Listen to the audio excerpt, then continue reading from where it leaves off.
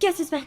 All right. So thank you so much, Benefactor and David, for that conversation. Lots and lots to take in. And guess what? That's something to look forward to for us. And remember, Razer premiere is April 14th. Hey guys, welcome back. This is our third live check-in at the GalaChain Hackathon. Sorry about that. Little jumble there. It's been a long day. So you guys, before we do anything else, don't forget to like and subscribe and hit that notification bell. All right. Don't forget to join our Discord. It is in our description box below. So make sure you join the conversation with us. All right.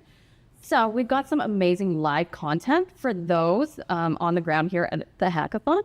And I'm really sorry to tell you guys, but I am super late for something super special, but I gotta run. You'll hear all about it later. So, listen.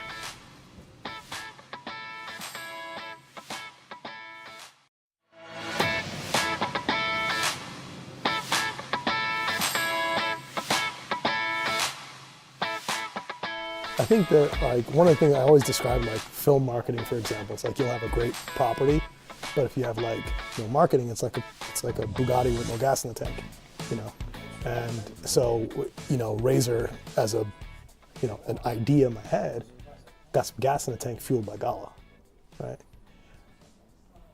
Here's what I will take. I'll accept credit for one thing. Okay.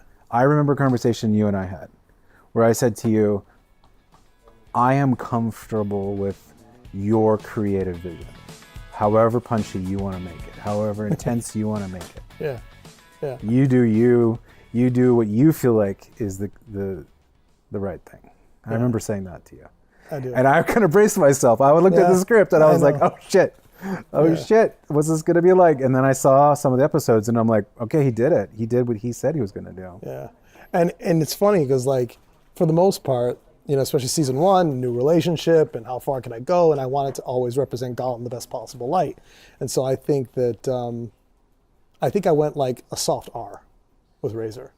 I think that now that we're kind of in this ecosystem and we're feeling each other out, I think season 2, provided there is a season 2, could be a hard R. Oh, come on. Provided there's a season 2, there's a season 2. Yeah. No, I think I'd like the world to get darker. I like it to get grimier. I like it to get grittier, more violent, because that's the world. That's a reflection of the world that we live in, unfortunately. Yeah, that's sad, isn't it? Yeah, it is. It is. The dystopian nature of Razer is inspired by things that are happening now. But the central character, Grim, he's an idealist. And he really believes that humankind deserves better. And Grim, in the story of Razer, as I said, is an idealist, and he's a combat veteran that has come back from, a nuclear war. And Eastern Europe is essentially an ashtray at this point. And so because he's been pushed to the brink of absolute desperation, he's come to terms with the fact that we have to do better for humanity. Even illustrated in the story, he has trouble holding a firearm. His hands tremble when he holds a firearm, even though he's a multi-tour combat veteran. And well, especially because he is. Right? Exactly. And when he implants the acumen, this artificial intelligence this BCI technology into his cerebrum that allows him to access data all over the world and trigger it instantaneously, he can either become infinitely dangerous, or he can, pay attention to his own moral compass and try to be the lesser of evils amongst a den of thieves. And so to your point, I think that there's a certain amount of ignorance that we have to live in order to accept the violence around us, right? And trying to still be a beacon of light even in the darkness. And that's what Grim is trying to do. And he believes that this technology can save man. And one of the biggest questions that we ask ourselves in Razer is artificial intelligence dangerous? Or is it the human being that wields it dangerous? In other words, if this degree of BCI technology were installed in the Pope, it would probably do certain things. But installed in the mind of Vladimir Putin, it would do very different things, right? Yeah. And so these are some of the questions that we have to ask ourselves that, especially once AI becomes sentient, right? Well, just imagine,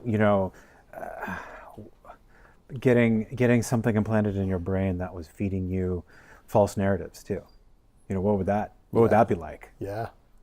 What if your AI had a bias that was manipulated by a corporation? Yeah. and it was implanted in your head. Yeah, and those are narrative tropes that, and keep in mind when we're, even with a show like Razer where it's a short form series, what I do love about science fiction is that science fiction allows us to go into a world, create an illusion around a certain technology or certain cultural tropes, and we accept the rules that world sort of creates. And within the short form context of the show, we sort of stick to a certain amount of rules. That once this device is implanted into Grimm's brain, it gives him the ability to access information, but we assume that his brain is fast enough that it could dissect what he wants and what he doesn't want. And that he has control over. And that he has control over, which is why in the show he breaks out into seizures and there's, he almost dies. What's fascinating to think about too is like, he's obviously the developer of this technology, right? Mm-hmm. And we're face to face with this kind of realization too, is that we're consumers of free technology all the time, mm-hmm. right? Where the narrative of consumption is reversed in a sense, where we become the product. Mm. We become the product of Facebook, or we become the product of Google. Right. Right. Yeah. Yeah, because we don't own any of that stuff. Right. They own our activity. They own our consciousness as it's mediated through their technology. Right. Yeah. So what happens when we get a free implant? Right. Who controls it? That's a very good question. I think that it's probably. I think that'd be kind of fun for you to explore. Yeah, and there's some interesting stuff that we're exploring in season 2. And so, thinking of those rules, like there's 2 rules that are very important in the world of Razer. Is that at least for season 1, he can receive data, but he can't transmit it, right? Because then at that point, at what point does it become a Marvel show, mm-hmm. right? When Grimm can look up at the sky and take down a 747, right? It's at that point, it's kind of ridiculous, right? And the other thing is that he is trapped in the limitations of his own physical body. So if he can receive information on how to do 40 judo throws, for example, he would still be trapped in the physical limitations of his own flexibility. Unlike Neo in the Matrix, when he's in the Matrix, he can leap from building to building, but when he's in the Nebuchadnezzar, mm-hmm. he's a human being. Right. And so that's one of the things that I wanted to do in the world of Razer is to keep it existentialist and keep it very grounded. That this is a guy who's not a superhero. He's an everyday man that just happened to create a technology that gives him an edge. And accessing data and information is obviously one of the most powerful things. I mean, AWS, for example. Yeah. It's like whoever controls the data is king. Well, I think what I really kind of like about my sort of experience of your show is this feeling of assuming control or assuming like agency over technology, as opposed to being a passive consumer of it or being a passive recipient of the product of technology. Mm-hmm. What was so kind of gritty for me was kind of witnessing the Nikolai Tesla of the modern era tinkering with reality in a sense, or tinkering with what it might mean to take the next leap, and then being having an agency over it. Yeah. Right? And the consequences of that, and it's very Frankensteinian in some ways. Yeah, right? Yeah, absolutely. There's one of the things that I want to really expand on is the notion of like the grid zone, right? The grid zone is a fictitious area of Los Angeles. But when I was conceptualizing it, I thought to myself, I was like, how do you keep drug wars at bay, right? It's always a turf war. Yo, you're on my block. Yo, get the fuck off my block, right? So in this area of the grid zone, Grimm creates this sort of like metaversal overlay over a physical city. And everybody is connected to that metaversal technology through the mobile devices. So a blood is going to know when a Crip crosses the street, even if he can't see it, because he gets a notification on his mobile device, and vice versa. Mm. And so as a result of that grid zone, it controls turf wars.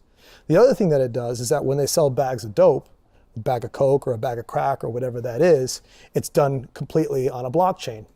But immediately that transaction goes through a tornado siphon. And so it goes in one way, but then exits to multiple SIG wallets, so nobody can track it. Which is fun. I'm glad you said that, because it seems like the dumbest thing on the planet for a criminal to do is to put their criminal activity on a permanent on chain, right? But the idea is that Grimm creates this technology because ideally, he said, by doing this, I get to control turf wars, right? And everything runs on nodes. And as a result of the nodes and a result of the network, the drug dealers are protected from each other from a turf perspective, but now they can sell all their dope illicitly because the peeps, who are the cops, they peep into the data and they can't track it. God forbid Grimm ever goes evil and decides to use all of this to his personal advantage. Right. I mean, you never know what the will of man wills. Yeah, you never know what the arc of this character will be. You never know. You never know. You talked about the grittiness of the story. Like, first off, let me just say this: that like, I am blessed that Gala gave me the provenance to create the world that I envisioned in my head. You know, it's Children of Men. It's Blade Runner 20. I love Children of Men. That was such a good movie. One of the greatest films ever made. I think, I mean, it's close. One of the closest times I'm like, I almost cried. I'm like, I can't believe that is like. Yeah, when I think of movies that inspired Razer, it's Prisoner, it's Children of Men, it's Blade Runner. The original? The original and 2049. Oh, okay. Yeah, both. I like and that. some of the texture is like Cyberpunk 2077 and like the techware and things like that. But when you watched it, I mean, was it what you expected? I don't know. Or did you not have an expectation? Interesting. Well, I did not have an expectation. So but it does kind of like raise an interesting question. Like, what was... Or was it better or worse than you thought it was going to be? It was definitely, yeah. So that's funny. I'll say this. Be honest. There's only cameras I coming. really enjoyed it. I really enjoyed it. Do you know what I mean? So it's not like I didn't expect it to be like Queen of the South or something like that. Yeah. Do you know what I mean? Fuck that. I mean, I'm on Queen of the South, but it's like Queen of the South is melodramatic. So like that would be like, okay, Yeah. But like I went into it. I braced myself a little bit because I said, I know we had this conversation where I said, just do it is your artistic vision. And then I read the script and I was like, oof, okay, let's see how that goes. And then, so I was like, this could be gnarly. This could be kind of intense. And it was intense. Yeah. There's no doubt about that. And for that, I felt grateful. So good. I felt grateful that you were skilled. I felt grateful that you were visionary. That's what I felt. I felt like this was something that was kind of unexpectedly well crafted and something that was more polished than I thought possible. So, well, that means a lot. I mean, you've got some pretty sharp eyes, so that means a lot. I remember going into this and saying to the team, I was like, look, if this isn't good enough for Netflix, it's not good enough for me. And what isn't good enough for Netflix, though? Right. At this point, I mean, they are kind of a smorgasbord.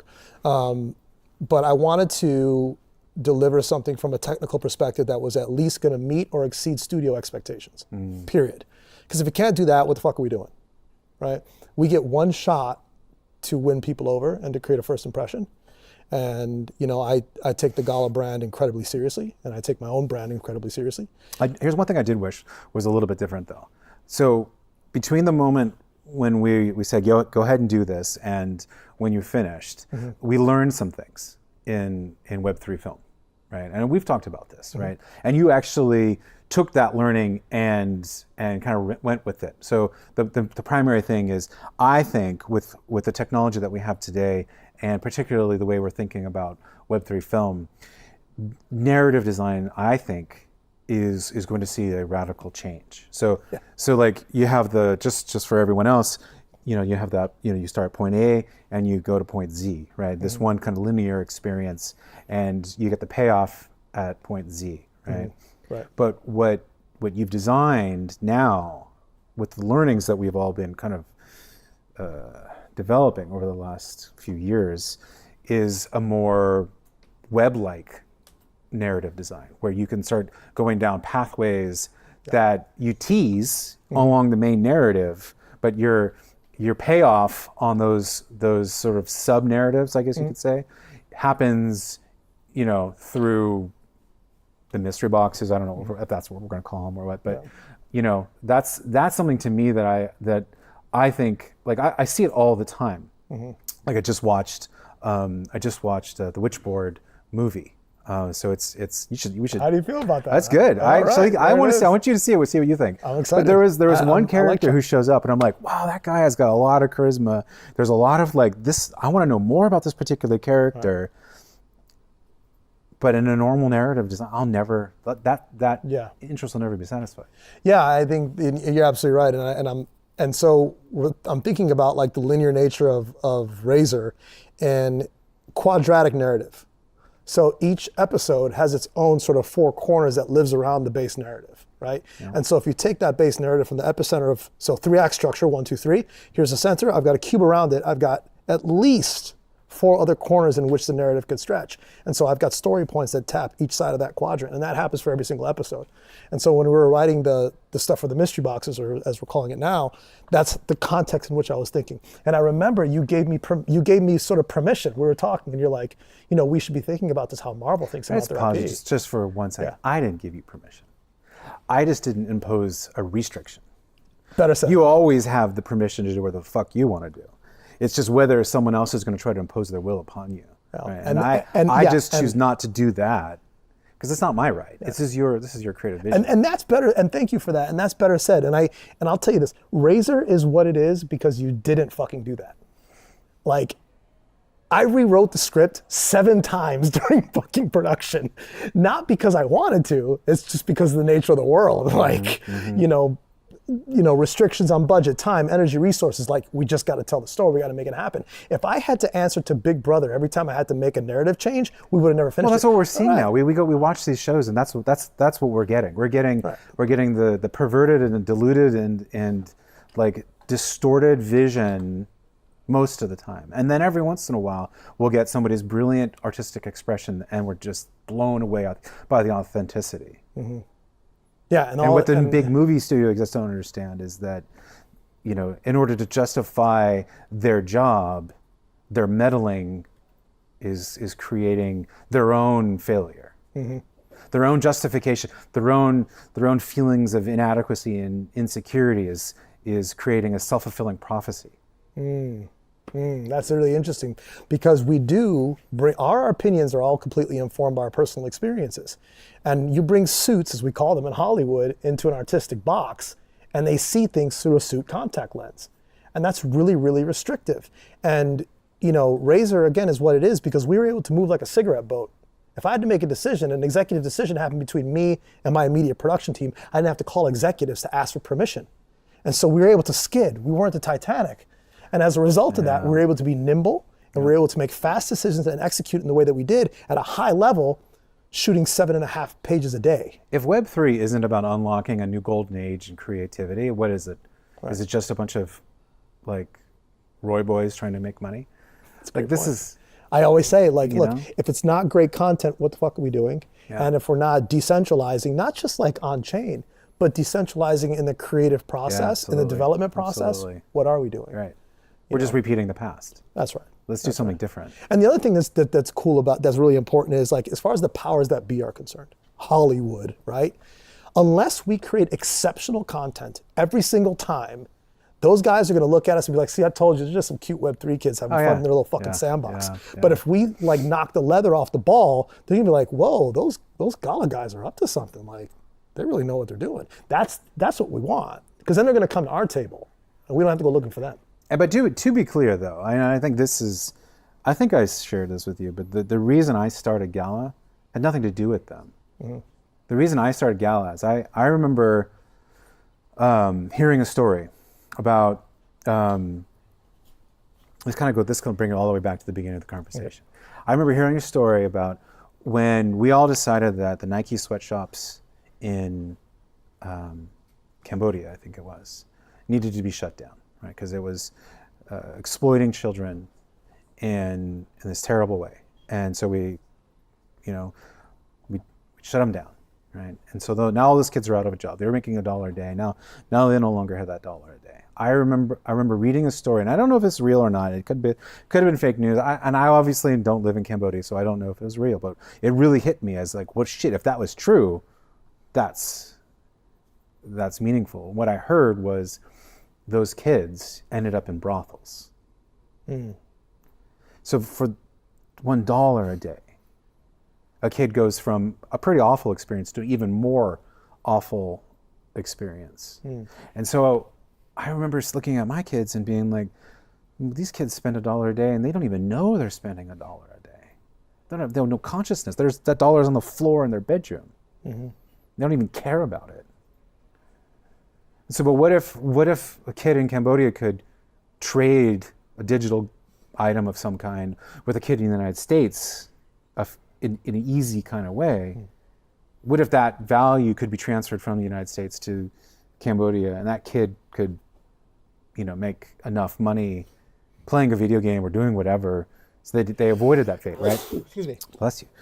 So that was the original, like, wait a second, so how do you do that? And then the blockchain kind of started happening, like, oh, that's how you do it. You move it on the blockchain. Yeah, I remember when I first entered the NFT space in 2021, a company called Metapurse, which is Metacoven, who bought the $69 million Beeple. He bought my Genesis NFT, which is a spoken word film called I Can't Breathe, which is my soliloquy to George Floyd.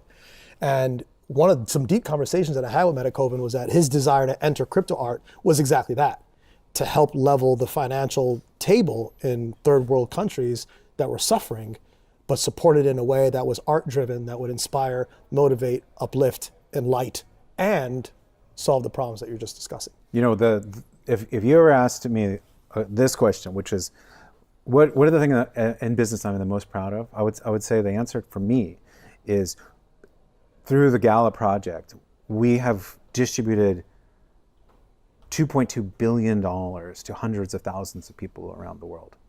We've distributed more money than we have earned by a lot. I don't think any other company in the existence of time has ever done anything quite like that.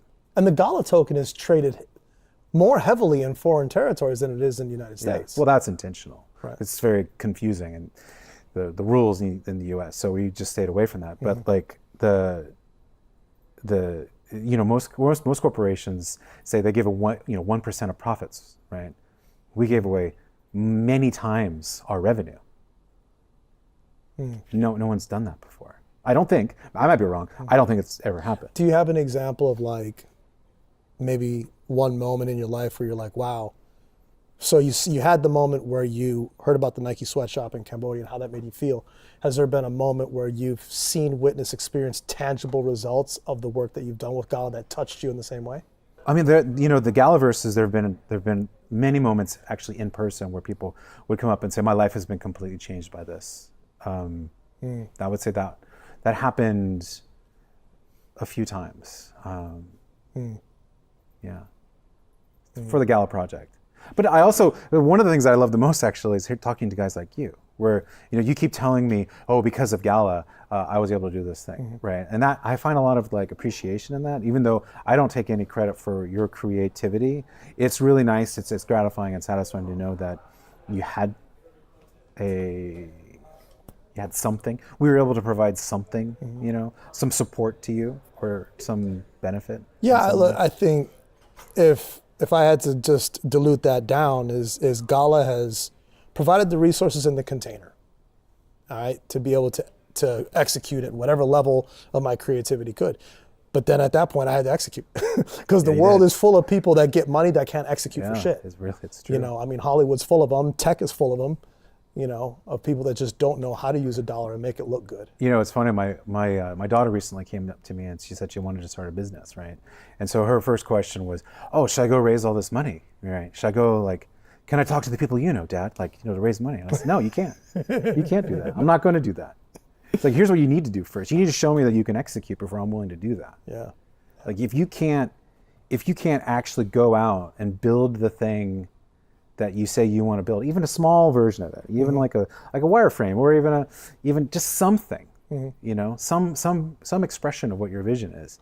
What is money going to do? That's right. But make that even a larger failure. Yeah, right? Rich dad, poor dad. Yeah. So show me you got it, and then I'll support you. Yeah, and I tell a lot of young filmmakers and a lot of actors and whatnot, I say, look, movies aren't made with money. Movies are made with inspiration.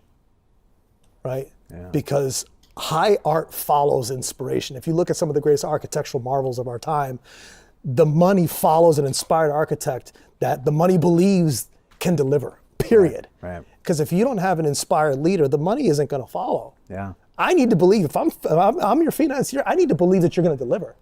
It needs to be so infectious that I know that you believe it to your innermost self, down to like a molecular code in your system that you're going to deliver. That's when the money shows up. Yeah.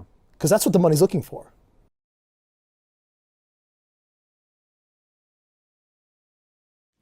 Guess it's back. All right. So thank you so much, Benefactor and David, for that conversation. Lots and lots to take in. And guess what? That's something to look forward to for us. And remember, Razer premiere is April 14th. All right. Then make sure you guys show them some love by hitting the like and subscribe button. All right. And it's been a long, long day, you guys. So that's it for the updates for today. And we will see you again in a few hours. It's going to be a long day, but we'll see you there.